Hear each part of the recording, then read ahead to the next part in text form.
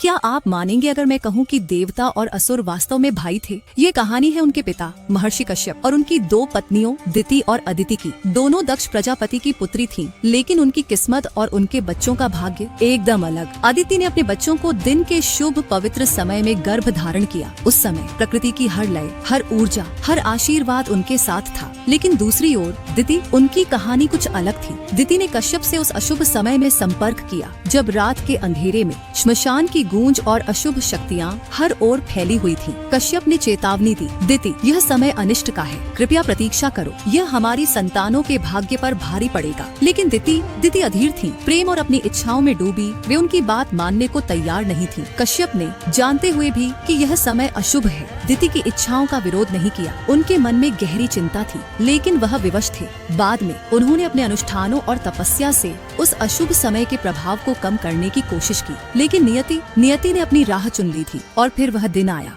अदिति ने जन्म दिया देवताओं को, प्रकाशमय, पवित्र, शक्तिशाली आदित्य। वहीं दूसरी ओर दिति ने जन्म दिया दैत्यों को, अंधकार से जुड़े, उग्र और विद्रोही। ये केवल देवताओं और असुरों की कहानी नहीं है, ये कहानी है प्रेम और अधीरता की। ये कहानी है उस क्षण की जब भावनाएं और ब्रह्मांडीय शक्तियाँ आमने सामने आ गयी। ये कहानी है भाग्य, कर्म और समय की शक्ति की। और यही है ब्रह्मांड का अद्भुत रहस्य, जहाँ प्रकाश और अंधकार एक ही स्रोत से जन्म लेते हैं, लेकिन अपनी राह खुद चुनते हैं।